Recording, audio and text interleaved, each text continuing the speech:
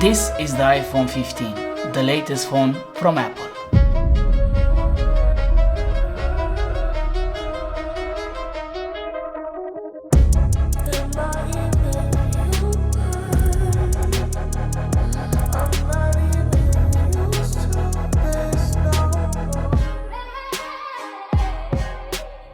Today I want to dig into all the details with this phone.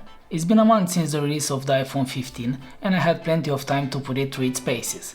In this video, I'm gonna give you my in-depth review of the iPhone 15 and tell you whether it's worth the upgrade or not. But before we dive in, don't forget to hit that subscribe button and ring the notification bell so you won't miss any of our tech reviews. Over the past few years, Apple has implemented a notable shift in its iPhone lineup. At first glance, it may appear that the standard iPhone is essentially the previous year's Pro model, right?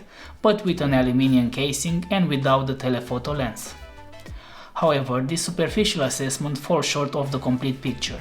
In the iPhone 15, Apple has incorporated several design elements from the more premium iPhone 15 Pro. This includes the transition from sharp edges, a hallmark of previous year's model, to rounded edges. Additionally, Apple has made the shift from a Lightning port to a USB-C port. This USB-C transition represents one of the most significant changes in both the iPhone 15 and the 15 Pro models. However, we'll delve deeper into the implication of this transition later in this review. In terms of design, both models are significantly more ergonomic, making them a delight to hold. Furthermore, the iPhone 15 is impressively lightweight with only 171 grams, making it the lightest iPhone since the iPhone 12. The model that I have for this review is the pink variant, which is my girlfriend's preferred color choice. It's important to remember that many users will opt for protective cases, which might diminish the significance of the phone's color and finish. In my experience, I've tested various cases and the Rhino Shield cases have been particularly impressive. They offer excellent button feedback and a clean minimalist look.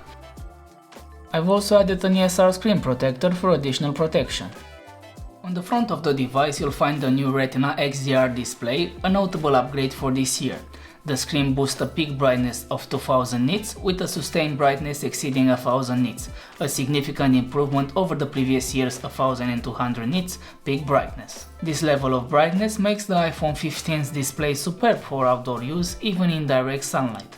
I've extensively tested the device while taking photos and videos in various lighting conditions and I have never encountered a situation where the screen felt too dim or unreadable.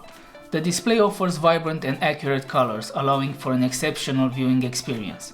Dark scenes are rendered well, and bright scenes are neither too overwhelming nor washed out. One notable addition to the iPhone 15 display is the dynamic island, a feature which is new to this model. While it may not be a game changer, it does have some practical applications.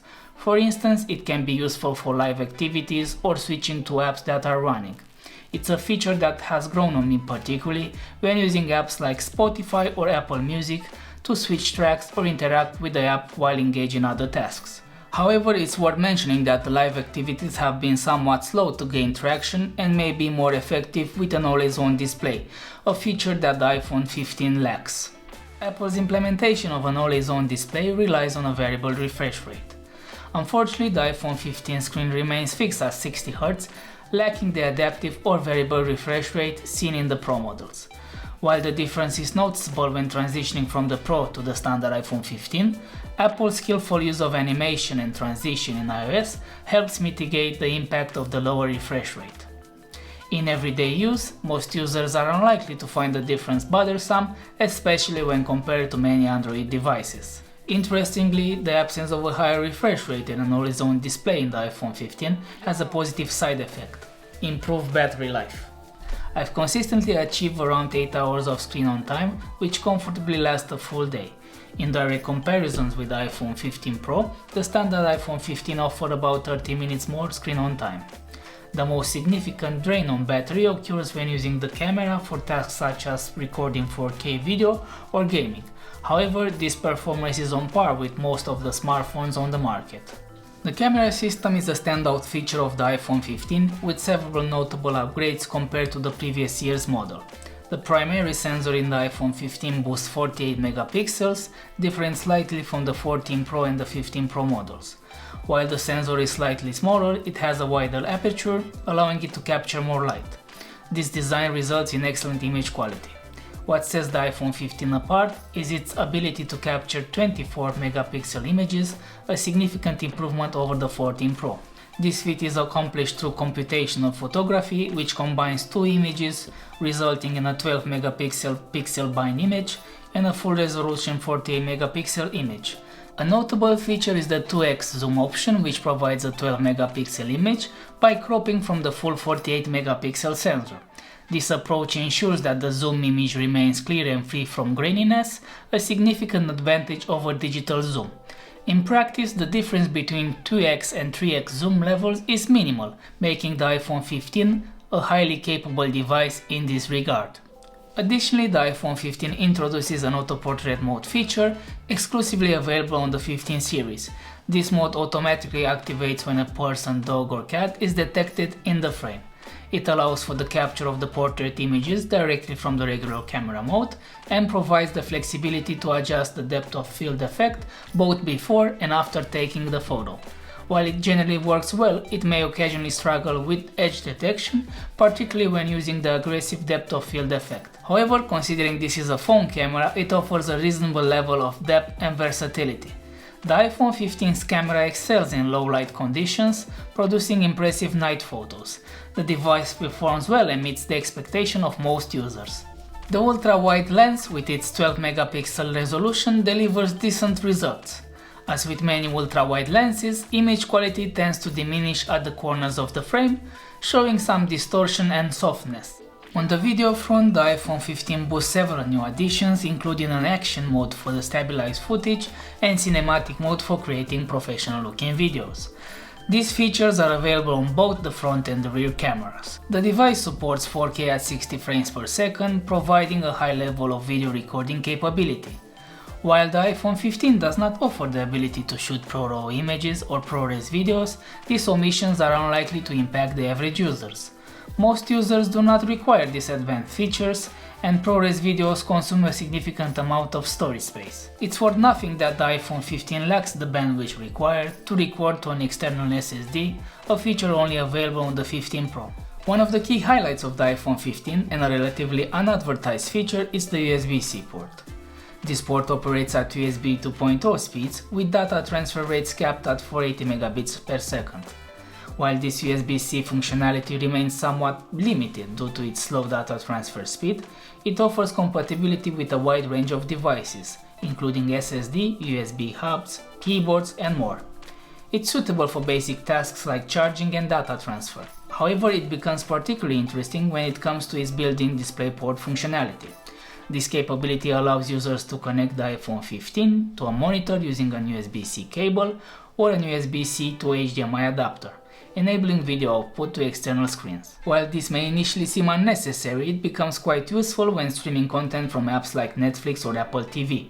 In most streaming applications, the content will automatically play on the external monitor, with playback controls displayed on the iPhone screen. Notably, this output is in 4K resolution, a surprising feature given the USB 2.0 data transfer speeds.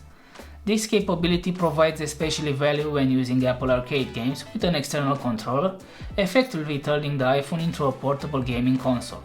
Furthermore, products like XR glasses can now be used directly with the iPhone without requiring additional intermediary devices. This functionality was not possible with the previous generation of iPhones. However, to fully utilize this feature, a 10 gigabits per second USB-C cable is required. In terms of wireless connectivity, the iPhone 15 slightly differs from the Pro models. It lacks the Wi-Fi 6E support, offering Wi-Fi 6 instead.